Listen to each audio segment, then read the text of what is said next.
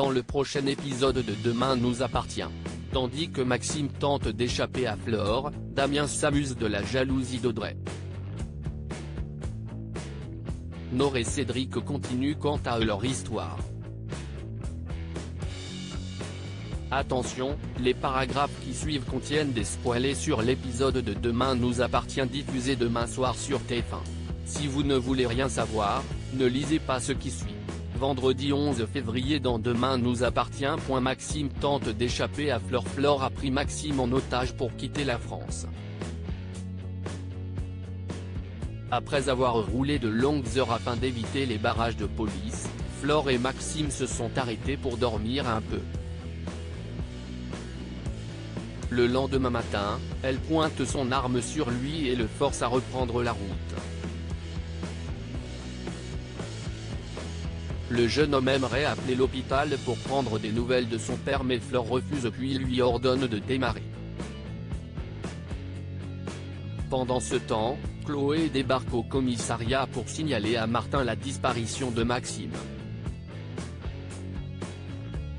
Rapidement, ils sont interrompus par Damien qui leur montre des images de vidéosurveillance sur lesquelles on voit Flore enlever le fils Delcourt. Sans attendre, le commandant Constant somme Karim de transmettre la description du véhicule de la fugitive à tous les barrages routiers. À plusieurs kilomètres, Maxime tente de faire comprendre à Flore qu'elle ne pourra plus jamais revoir Bart en étant en cavale mais elle est certaine qu'il comprendra. Elle se met ensuite à parler de son histoire d'amour avec Alex et raconte combien il était heureux avec elle. Toutefois, en évoquant Chloé, elle change immédiatement de ton. Ne supportant plus les Delcourt, Flore se réjouit de tous les malheurs qui leur arrivent. En parallèle, Chloé est au chevet d'Alex qui est toujours plongé dans un coma artificiel. Persuadée qu'il va s'en sortir, elle attend qu'il se réveille pour le revoir sourire. Alex étant son âme sœur, Chloé refuse que leur histoire s'arrête de cette façon. Peu après, Renaud l'interrompt et lui transmet des premiers résultats encourageants. Si son état reste stable, le médecin envisage de le réveiller le lendemain. De son côté, Roxane est remontée jusqu'au propriétaire de la voiture de location de Flore. Dans la mesure où elle est équipée d'un traceur GPS, la jeune femme espère parvenir à la localiser dans les plus brefs délais. Plus tard, Maxime profite d'une pause sur le bord de la route pour raisonner Flore. Une fois qu'il lui a rappelé qui ils étaient l'un pour l'autre, il enjoint à le libérer en promettant de ne rien dire à la police. Mais Flore, qui sait qu'il ment, n'a aucune confiance en lui. Lorsqu'elle remarque une voiture de police patrouillée, elle pointe son arme sur Maxime et exige de repartir. Roxane a quant à elle réussi à localiser le véhicule de Flore. Comme elle emprunte les petits axes pour rejoindre l'Espagne, Martin prévient les patrouilles alentour pour la stopper au plus vite. Le soir venu, Chloé reçoit une bonne nouvelle puisqu'elle va pouvoir récupérer Céleste dès le lendemain. Une annonce qui réjouit Anna et Judith qui prennent Chloé dans leurs bras. À quelques encablures, Maxime prétend avoir des crampes aux jambes pour s'arrêter. À l'extérieur, Maxime, qui est à bout, ne veut plus reprendre la route. Flore a beau le tenir en joue, le fils Delcourt lance que si elle le tue, Bart ne le lui pardonnera jamais. Épuisée, elle s'engage à lui rendre sa liberté dès qu'ils auront franchi la frontière.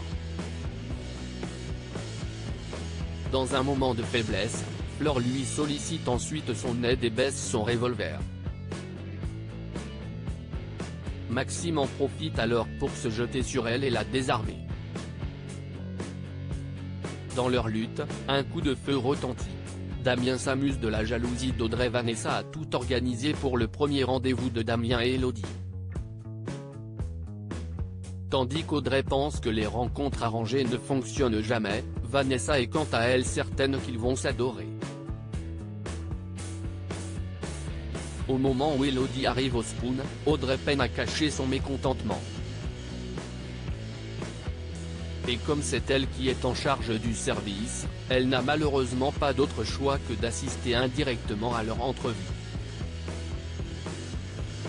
Toutefois, Audrey a décidé de jouer les serveuses difficiles et n'hésite pas à envoyer des piques à sa rivale à plusieurs reprises. Une attitude qui n'échappe pas à Damien qui se fait un malin plaisir de la rendre jalouse. À la fin du repas, Audrey apporte un café et prétend avoir oublié celui de Damien. Comme Elodie lui donne le sien, Audrey lui fait croire qu'elle a quelque chose entre les dents. Mal à l'aise, la jeune femme se précipite aux toilettes, ce qui ne plaît pas à Vanessa qui présente ses excuses à Damien pour ce malentendu.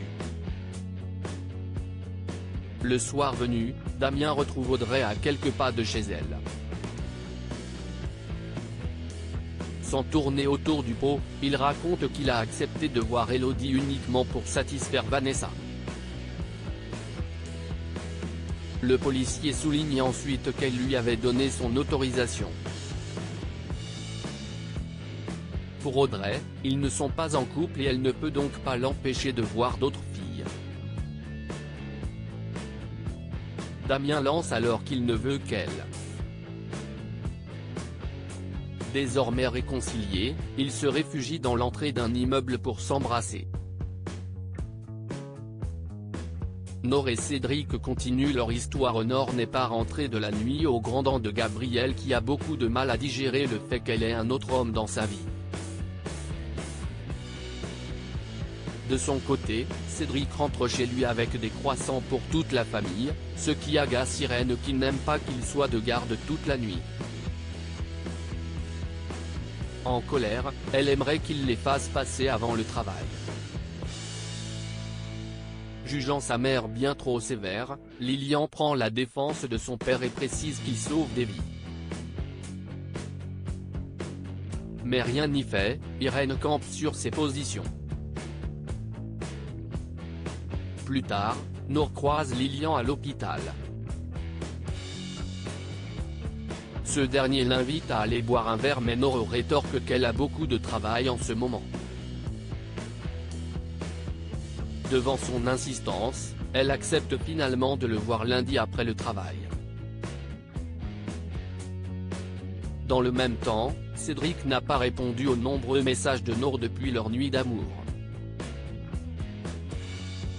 De retour à l'hôpital, le père de famille l'a rejoint dans les réserves mais la fille Bédillard est fâchée contre lui.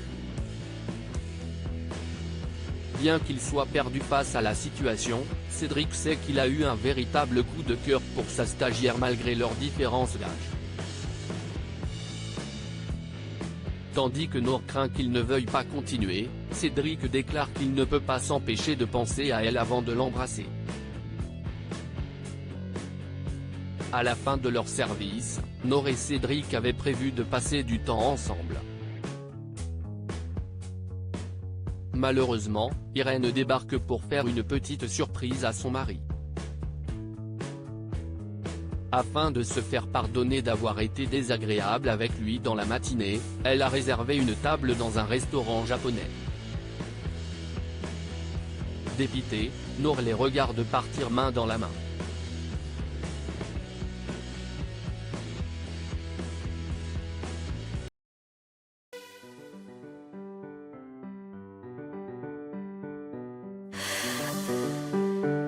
The man I love just had